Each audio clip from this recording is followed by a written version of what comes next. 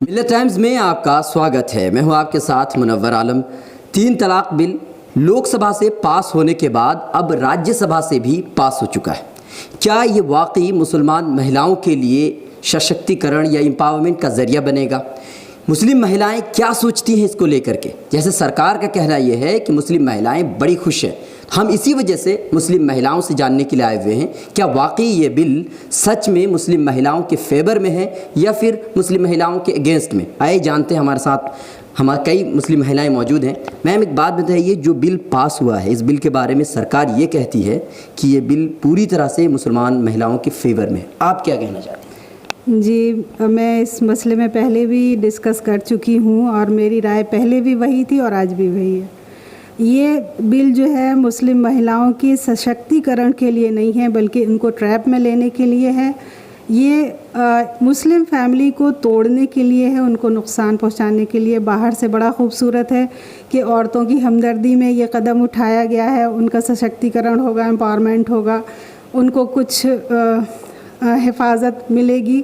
लेकिन असल अगर आप प्रैक्टिकल ग्राउंड पे जाके देखें तो मालूम होगा कि इसमें इतनी खामियां हैं कि जब कोई हस्बैंड जेल में चला जाएगा 3 साल के लिए, उसकी जो औरत जो उसकी बीवी घर में रह जाएगी, जिसको तलाक हुई भी नहीं है, क्योंकि ये तलाक नहीं होगी। नहीं, बिल्कुल। तो जब तलाक नहीं होगी तो उस शौहर के जाने के बाद 3 साल तक वो बीवी और उसके बच्चे अपने घर में कैसे गुजारा करेंगे, कहाँ से उनका ख़र्चा निकलेगा, कहाँ से उनकी ज़रूरियात पूरी होंगी। कहा गया था कि शौहर उसको उसकी ज़रूरतों को पूरा करेगा। जो खुद जेल में है तो वो कहाँ से उनकी ज़रूरतों को पूरा कर सकता है। तो ये जो सरकार इस तरह के बिल ला रही है, इसका मकसद क्या है? मकसद सिर्फ पॉलिटिक्स है और कुछ भी नहीं है। अपना फ़ायदा, अपने आप को ये दिखाना कि मैंने बहुत अच्छा, बहुत बड़ा काम किया है औरतों के लिए और ख़ास मुस्लिम औरतों के लिए। मगर मैं ये कहती हूँ, मैं आपके तसल्लुस से ये कहना चाहती हूँ कि हिंदुस्तान में क्या सिर्फ मुस्लिम ख़वातीन रहती हैं? एक बार फिर हम आपके पास आएंगे। मैम, एक बात बताइए, जो मुस्लिम महिलाएं हैं टीवी डिबेट पर कहती नज़र आ रही हैं कि उनके लिए ये आज़ादी का दिन है, पूरी तरह से आज़ाद हो गई हैं। इस पर आप क्या कहना चाहते हैं? ये फेमिनिज़म की बात है। ये औरतें वो हैं जो चाहती हैं कि हम आगे हम रहें और हमारे सिवा कोई ना रहे। फेमिनिस्ट जो औरतें होती हैं वो यही कहती हैं। एक्चुअली एक बात सिर्फ मैं कहूँगी और उससे ज़्यादा कुछ नहीं कहूँगी। एक बात बताइए कि जब क्रिमिनल लॉ हिंदुस्तान में ऑलरेडी मौजूद है तो फिर इसको क्रिमिनलाइज क्यों किया गया? जबकि देखिए, एक जैसे अभी हमारी ज़किया साहबा ने कहा कि इसको इन लोगों ने आदमी तो चला जाएगा जेल, वो वहाँ रहेगा, 3000 वो कहाँ से देगा उस औरत को? और वो औरत जिसको सुप्रीम कोर्ट ने कहा कि 3 तलाक नहीं मानी जाती है, तो किस बेस पे उस मर्द को आपने जेल में डाला? आपने किस बेस पे, जबकि तलाक हुई नहीं, तो फिर किस बेस पे? दूसरी बात जो अहम बात है, आपने एक मर्द को जेल में डाला और उसको कहा कि 3000 दे, वो कहाँ से देगा? वो औरत जो अपने ससुराल में है, आप क्या समझते हैं, सास रहने देगी या ससुर या घर वाले ससुराल वाले उसको वहाँ रहने देंगे कि हमारे बेटे को तो तूने जेल में डलवाया, अब तू क्यों यहाँ रहेगी? तो वो डर नहीं घूमेगी। देखिए, ये औरतें जो कर रही है, बहुत कम औरतें हैं। अच्छा मैम, एक बात बताइए, जैसे एक बात कही जाती है, आपको नहीं लगता है कि मोदी सरकार कुछ ज़्यादा ही मुस्लिम महिलाओं के लिए फेवर कर रही है या मुस्लिम महिलाओं के बारे में सोचती है? इससे पहले हाजी अली दरगाह के लिए उन्होंने सारे दरवाजे खोल दिए आप लोगों के लिए। मस्जिद में दाखिला की बात करती है मोदी सरकार, आप लोगों के लिए बिल लेकर आ गई, तो आपको खुशी नहीं होना चाहिए? कैसे? तो मुस्लिम औरतों से पूछे बिना उनके बारे में फैसला करना मेरे अपने हिसाब से ये उनकी हक परस्ती नहीं है। तो क्या चाहते, मतलब जो बिल पास हुआ है वो इस तरह से बिल पास नहीं होना चाहिए था? नहीं, बिल पास होता बहुत अच्छी बात है कि हमारी हुकूमत हम आवाम से पूछती इस बात के लिए कि आप क्या चाहते हैं। ये राज्यसभा का बिल नहीं था, जो उनकी किसी बात के लिए बिल नहीं था, ये मुस्लिम औरतों का था। तो मुझे ये बता दें बस एक दफ़ा कि कितनी औरतों से घर घर जाके आपने ये कहा कि भाई इस बारे में वोटिंग हो? आप हर चीज़ की वोटिंग कराते हैं, पंचायत की होती है, एमएलए की होती है, इसकी होती है, सब चीज़ों की होती है। और मुस्लिम औरतों की आप से वोट लेते हैं आप, तो टीवी डिबेट पर सारी महिलाएं बोलती नजर आ रही हैं कि वह आज़ादी का दिन सारी हैं वो, कितनी सारी बहुत सारी महिलाएं 100 200 400 1000 टोटल मिला के तो सारी महिलाओं को तो बाहर आने की इजाज़त नहीं है ना मुस्लिम कौम से नहीं आने की देखिए मैं इसमें कट करूँगी। 4,50,000 औरतें पूरे हिंदुस्तान में हर जगह निकली थी। उनका तो कहीं मीडिया ने बताया नहीं, मैं उसकी गवाह हूँ। और मैं जानती हूँ कि 3-3 लाख का मजमा था। रामपुर, मेरठ, आपका जयपुर, कहाँ कहाँ नहीं लाखों औरतें निकली थी। लग रहा था जैसे कि सांप के ये बिल से निकल रही हैं। सब बुर्का पोश और सब के हाथ में एक ही बना था, विदाउट एनी वॉइस, एक लफ्ज़ नहीं बोल रही थी। सिर्फ ये बैनर लेके घूम रही थी कि हम 3 तलाक के ख़िलाफ़ के बिल के ख़िलाफ़ हैं। वो औरतों को तो आप लोगों ने नहीं आगे बढ़ाया और ये 4, 6, 8, 10 औरतों को आपने आगे बढ़ा लिया। अब ये तो होना था। मैंने इससे पहले भी कहा कि ये चीज़ होनी थी। ये चीज़ हम लोगों ने कोशिश की, हम लोग कामयाब, यानी ये क्या 10-12 लाख लोगों में 15 लाख लोग औरतों ने इसके ख़िलाफ़ ये किया। उसको तो आपने नहीं देखा, ये चंद औरतों को देखा। अच्छा एक बात बताइए मैम, जैसे कि इशरत जहाँ ने याचिका बिल दाखिल किया था, उन्होंने तलाक बिल के लिए उन्होंने कि तलाक बिल लाया जाए, तो कि जो औरतें अपनी शरीयत को नहीं जानती हैं वो कोर्ट में जाती हैं। जिनको अपनी शरीयत का पता है वो अपनी शरीयत कोर्ट में जाती हैं, दारुल क़ज़ा में जाती हैं और वो अपने फ़ैसले वहाँ से लेती हैं। सबसे पहली बात तो ये है कि जिनके पास इल्म है, जो समझदार हैं, जिनको मालूम है, उनके मसाइल ही वहाँ तक नहीं पहुँचते कि तलाक़ की नौबत आए। और अगर खुदा नखास्ता हालात कभी बहुत ज़्यादा ख़राब हो जाएं तो फिर वो जो शरई तरीक़ा है, हमारे यहाँ इस्लाम ने हमें बहुत सारी गुंजाइश दी। ऐसा नहीं है कि एकदम बस तलाक बोल दिया और बस ख़त्म सब कुछ। तो जिनको जो समझदार हैं, जिनको इल्म है, वो सही रास्ते पे जाती हैं और अपने मसाइल को सही तरीक़े से हल करती हैं और करवाती हैं। अच्छा। अब जी, और जो लोग नहीं जानते, अपने दीन को नहीं जानते, या जो किसी के सो कॉल्ड जो रिफॉर्मर्स हैं हमारे इस सोसाइटी के, उनके कहने में आ जाती हैं, बहकावे में आ जाती हैं और वो लोग जो हैं वो गलत रास्ते से वो कोर्ट में जाती हैं और फिर उनको वहाँ से हमारी शरीयत के ख़िलाफ़ फ़ैसले मिलते हैं। मैम कुछ बोलना चाह रही हैं? इसमें और एक बात बहुत ऐड करना ज़रूरी है। हमारी औरतें ज़्यादातर अनपढ़ हैं, अक्सरियत। इसके जिम्मेदार कौन है? अगर हम मुस्लिम हैं, हम ही लोग हैं, इसके ज़िम्मेदार हम लोग हैं। इसमें हम लोग इसको मानते हैं, हम अपनी गलती को मानते हैं, लेकिन उसको सुधारने का भी हमने इलाज 10 साल पहले से शुरू कर दिया। हम गली गली, कूचा कूचा हर स्टेट ऑफ इंडिया में जाते हैं और लोगों को बताते हैं कि एजुकेशन कितनी ज़रूरी है। देखिए, सबसे पहले तो एजुकेशन होना चाहिए अपने धर्म के सिलसिले में। मैं ये नहीं कह रही हूँ कि सिर्फ इस्लाम के धर्म के सिलसिले में, मैं तो कहती हूँ हर मज़हब का एक, मैं हर जगह तकरीर में यही कहती हूँ, हर मज़हब का एक अच्छा हर एक कहता है ना कि हर एक के मज़हब अच्छे होते हैं, हम भी कहते हैं। लेकिन औरतें हमारी ज़्यादातर अपने घरों की वजह से वो बाहर नहीं निकलती और ना उनको एजुकेशन हो रहा है। अब जो एजुकेशन हो रहा है वो ज़्यादातर क्या है, school and college and PhDs and all that.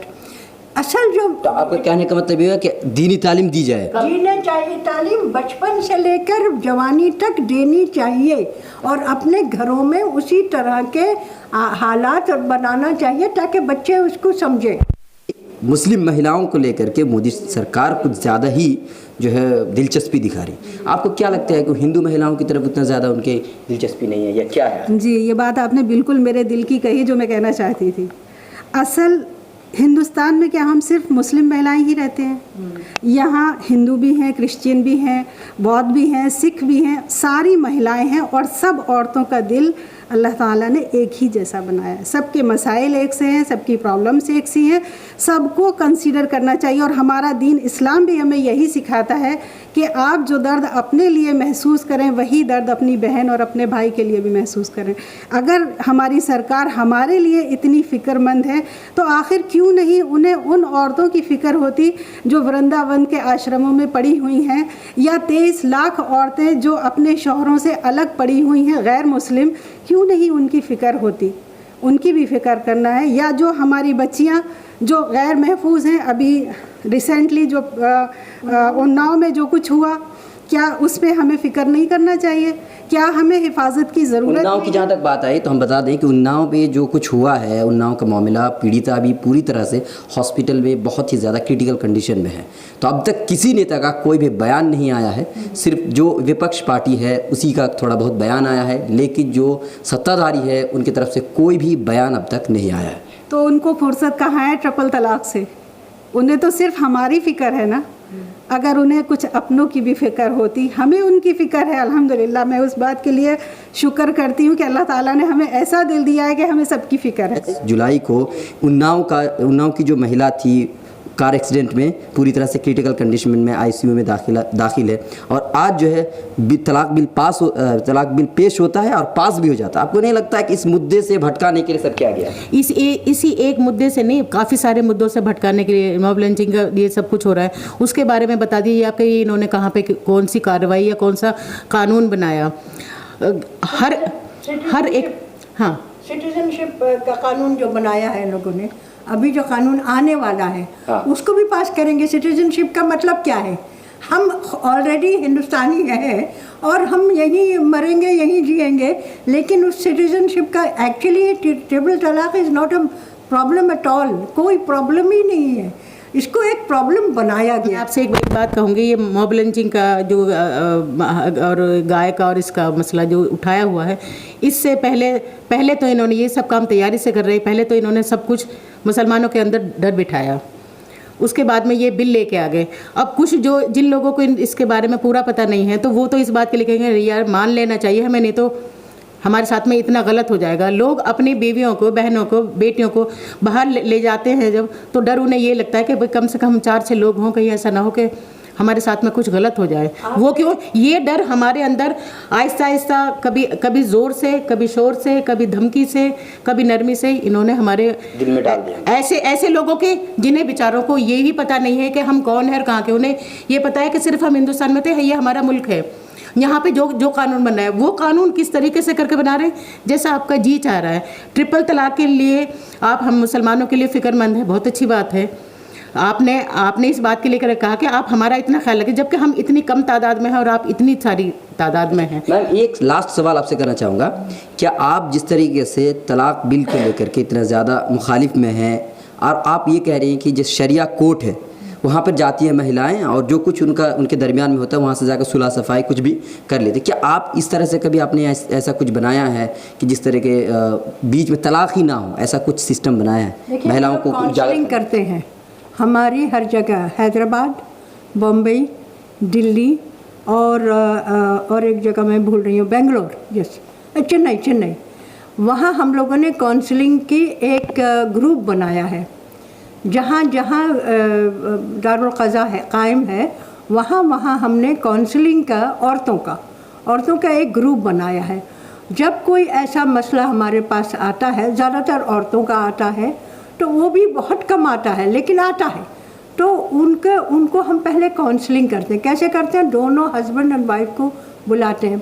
कब अक्सरियत ऐसा होता है कि हस्बैंड आता नहीं है, तो हम उनके घरों में जाते हैं। ये मेरे साथ मैंने 4 केसेस मैंने ठीक किए हैं, डील किया है, और अल्हम्दुलिल्लाह उसी के आज कल सुबह की ख़बर लीजिए आप, मुझे फ़ोन में आया, एक साहबा ने कहा कि मौरूसी ज़मीन उसको नहीं दिया जा रहा है, उसके हस्बैंड के एक्सीडेंट हो गया था। वो औरत को मैं ख़ुद गई, बीमार थी लेकिन मैं ख़ुद दारुल क़ज़ा गई और मैंने उसको कहा तुम आओ और एप्लीकेशन लेके आओ, मुझसे बात करो, और मैंने बात की और हमने मुफ्ती साहब को दिया है। इंशाल्लाह मुफ्ती साहब अभी आ रहे हैं। मतलब काउंसलिंग का प्रोग्राम पूरी तरह काउंसलिंग कर रहे हैं हम लोग। शादी से भी पहले मेरे पास कुछ बच्चियां आती हैं जिनको मैं ज़हनी तौर पे इस बात के लिए तैयार करती हूँ कि आइंदा ज़िंदगी में उन्हें अपनी तलाक का कोई मसला आए ना। मैरिड लाइफ किस तरह बियर करना है ताकि तलाक का मसला ही ना आए। आप बताइए। अच्छा, मैं यहाँ पे अपना ये पैगाम देना चाहती हूँ कि हमारी जितनी भी मुसलमान बहनें हैं, जो भी कोई है, ये इन्हें ये चाहिए कि अपना मसला कहीं बाहर ना लेके जाएं, अपने आलिमों से पूछें, उनसे मसला अपना हल करवाएं।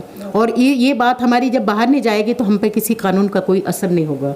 और ये हमारी मेजॉरिटी अगर मजबूत हो जाएगी तो मैं अपने आवाम से, अपने मुसलमान साथियों से ये कहना चाहती हूँ कि खुदारा आप कहीं ना जाएं, सिर्फ अपने उलमा से अपने मसले हल कराएं ताकि हम पे इस कानून का असर ना हो। और इंशाल्लाह ताला ये हम कर दिखाएंगे कि हम पे कानून का असर इसलिए नहीं होगा कि हम यहाँ तक नौबत नहीं आने देंगे। लास्ट बट नॉट लीस्ट कहते हैं ना, जब से आखिर में, कि हम लोगों को ख़ुद को हमारा कोई मसला है नहीं।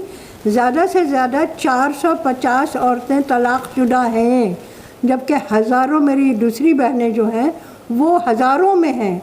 तो देखिए, ये मसला है ही नहीं, इसको मसला बनाया गया। जज़ाकल्लाह खैर। असल मसले से हमारा जहन हटा दिया गया है। असल मसला जो हमारे असल मसाइल है, तालीम, एजुकेशन, जो हमें आगे बढ़ाने के लिए, हमारे जहन को ब्रॉड करने के लिए, मेन स्ट्रीम में लाने के लिए जो सबसे ज़्यादा ज़रूरी है, हमारे लिए उसका क्या इंतज़ाम है। मैं अपनी गवर्नमेंट से कहती हूँ कि न सिर्फ मुसलमानों के लिए बल्कि वो each and every lady, every girl के लिए वो एजुकेशन का ऐसा अच्छा इंतज़ाम करें ताकि ये बच्चियां पढ़ लिख के और उनके जहन खुल जाएं, साफ़ हो जाएं और वो अपनी ज़िंदगी में इस्टेब्लिश करने के काबिल बनें। बहुत बहुत शुक्रिया। तो आपने देखा जो महिलाएं पूरी तरह से तजुर्बाकार हैं, क्योंकि इतनी साल वो पूरी विवाहित ज़िंदगी गुजार चुकी हैं, तो अच्छी तरीके से ये लोग समझ सकती हैं कि विवाहित ज़िंदगी कैसे गुजारा जाता है। तो ये अच्छी तरीके से जानती हैं कि अगर इस तरीके से ज़िंदगी गुजारा जाए तो तलाक की नौबत आ ही नहीं सकती। ये लोग पूरी तरह से तलाक बिल के ख़िलाफ़ हैं। वो जानती हैं कि तलाक बिल आखिरकार मुसलमान महिलाओं के लिए सशक्तिकरण या एम्पावरमेंट का ज़रिया नहीं है, बल्कि मुस्लिम महिलाओं को बर्बाद करने का एक ज़रिया है। और जहाँ तक टीवी डिबेट में बैठी महिलाएं हैं तो उनकी बात कुछ अलग ही है और आप इस बात को अच्छी तरह से समझते हैं। आज तक के लिए इतना ही। ताज़ा तरीन खबरों मिलत टाइम्स की वीडियोस देखने के लिए यहाँ क्लिक करके सब्सक्राइब करें और हाँ, बेल आइकन जरूर दबाएं। अगर फेसबुक पर देख रहे हैं तो पेज लाइक करें। ताज़ा तरीन खबरों और मज़ामीन के लिए विजिट करें हमारी वेबसाइट www.millettimes.com। हमारी ये वेबसाइट उर्दू, हिंदी, इंग्लिश तीनों लैंग्वेज में मौजूद है।